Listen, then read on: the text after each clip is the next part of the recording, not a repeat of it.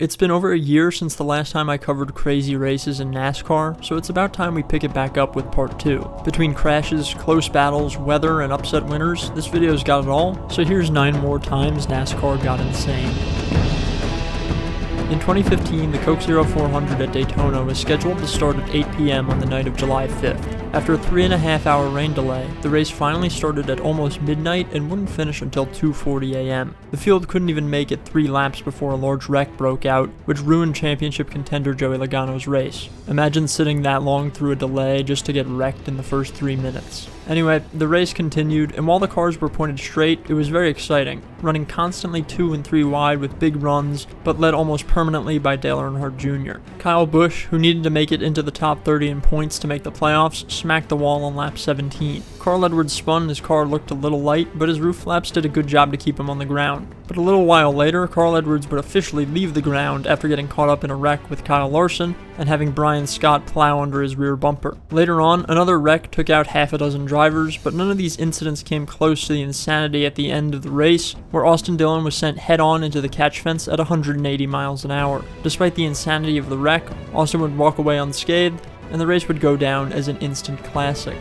Similar scenes would befall a superspeedway race the following year at Talladega. With a looming threat of rain all race under the completely overcast sky, there was a particular sense of urgency that was ever present during the 2016 Geico 500. Somehow, despite the consistent 3-wide racing and seemingly inevitable weather, the drivers were able to keep pretty clean for the first half of the race, save for an incident involving Dale Jr. and another involving Michael Waltrip where he almost smashed into the pack from the apron. But finally on lap 96, chaos began. A big crash left Chris Buescher flipping 3 times rapidly down the backstretch. While that was happening, Michael Annett smacked the inside wall with his driver's side, but both drivers would be okay. From here on, the race had entered crazy mode, as a few laps later, Carl Edwards would have an issue with his car and slammed straight up the track into Dale Jr. Casey Kane had another issue and slammed head-on into the wall. David Reagan blew an engine, and shortly after the big one would happen, involving literally half the field. With 8 laps to go, Matt Kenseth would be the next driver to catch some air, almost flying into the catch fence on the inside wall. And of course, the only fitting way to end a race like this would be under caution, which would happen with another big wreck in the tri-oval on the last lap,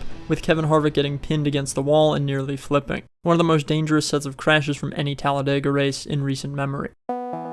The 2019 Coke Zero Sugar 400 was another crazy, rain-affected summer race at Daytona. Postponed from the previous night, Joey Logano started on pole, and Stage 1 was actually fairly calm. But at the start of Stage 2, Ricky Stenhouse Jr. would spin out from the lead trying to make a block on Kurt Busch. Then a few laps later, way in the back of the pack, Kurt would spin out and collect some damage. A bad push from Kevin Harvick then sent Brad Keselowski into the wall from the top 10, and then an enormous crash caused by the leader Austin Dillon would take out 18 drivers on lap 120. On the ensuing caution, Kurt Busch, somehow with all his problems throughout the day, took the lead. Pretty much everybody pitted, assuming the race would resume, but Kurt stayed out in case of weather, which seemed to be on the horizon, and if it was enough to end the race, he could steal a win. But when NASCAR indicated that they were about to restart the race, Kurt Busch's team gave in and sent him down pit road. With that, Justin Haley, a 20-year-old kid driving for a complete no-name backmarker team, would take the lead under caution, and almost instantly after that, a lightning strike would force NASCAR to halt the race, and the ensuing rain was enough to end it altogether.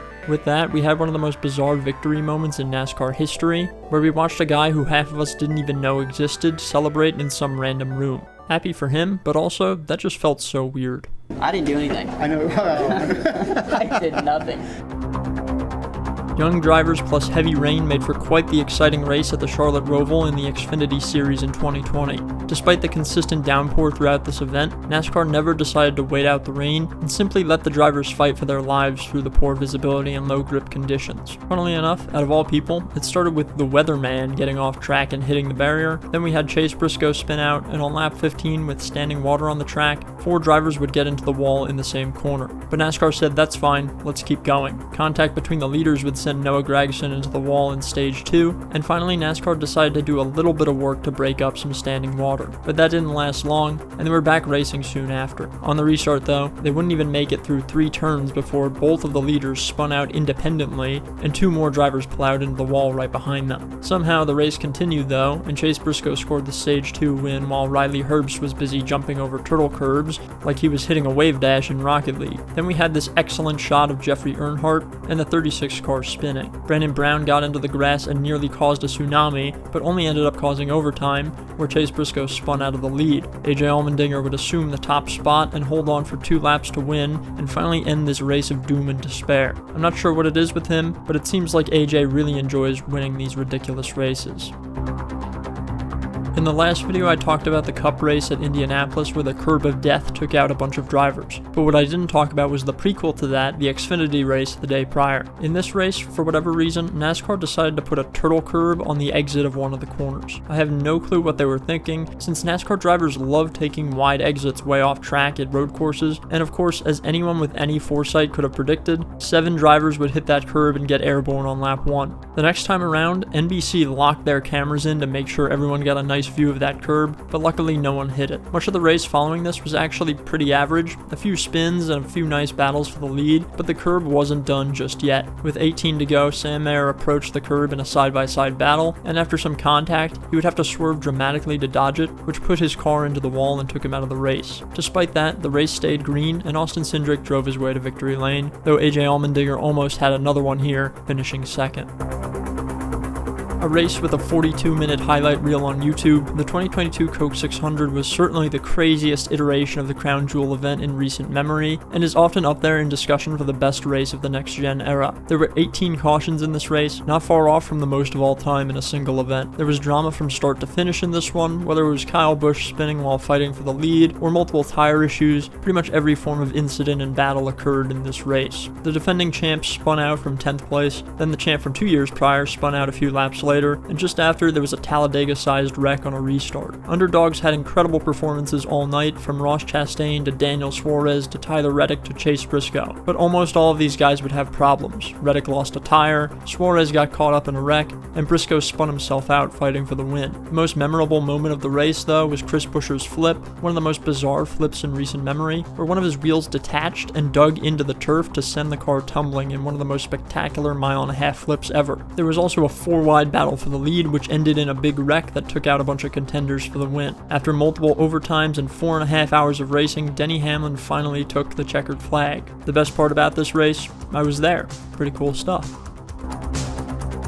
In 2023, NASCAR raced on the streets of Chicago for the first time, and I don't think anyone expected the race to be as thrilling as it turned out to be. With weather in the area and some chaos in the previous day's Xfinity race, NASCAR decided to start the race single file, something they had never done. On lap 1, there were multiple incidents already, and the craziness just continued all day. Drivers plowing into the tire barriers, spinning entering pit road, and eventually an enormous traffic jam that literally blocked the entire track and forced drivers to come to a complete stop. The narrowness of the track made things so exciting, as there was just enough room to have good battles, but not enough to avoid incidents easily. Eventually, there was just so many incidents that NASCAR had to shorten the length of the race in the middle of the race, something once again unprecedented, because I'm sure the city of Chicago did not want NASCAR postponing the race to Monday. Through all of this, somehow underdog Justin Haley was leading again, but with less than 10 laps to go, finally he would concede the lead, this time to some guy from New Zealand who NASCAR fans had never even heard of, named Shane Van Gisbergen.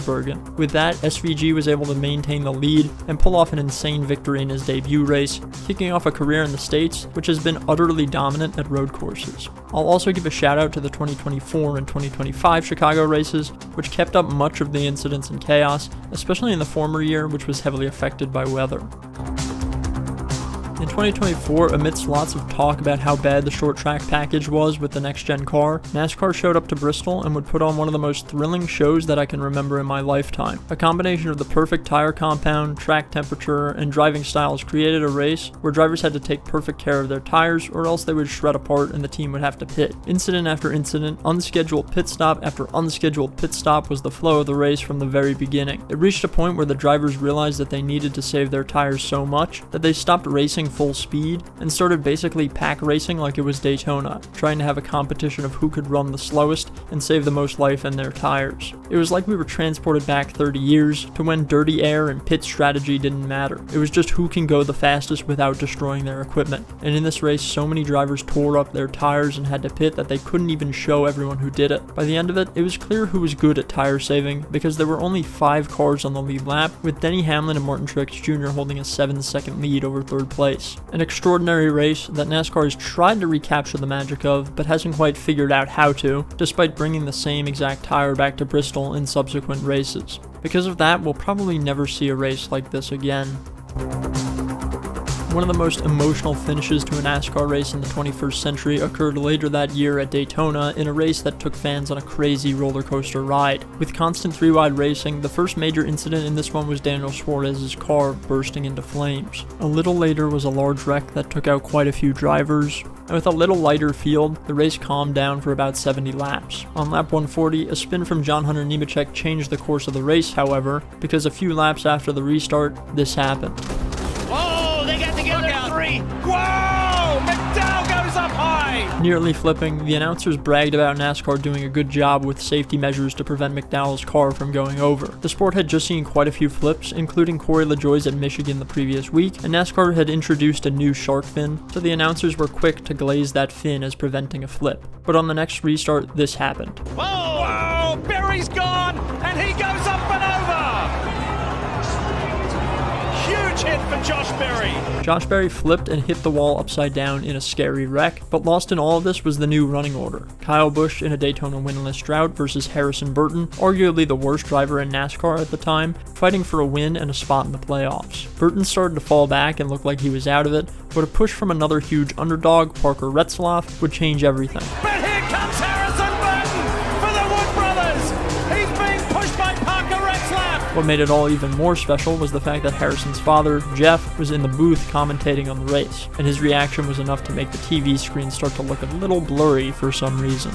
So there's 9 more picks for some of the most insane races in recent NASCAR history. Feel free to drop some more recommendations in case I make a part 3. Thanks for watching, everyone.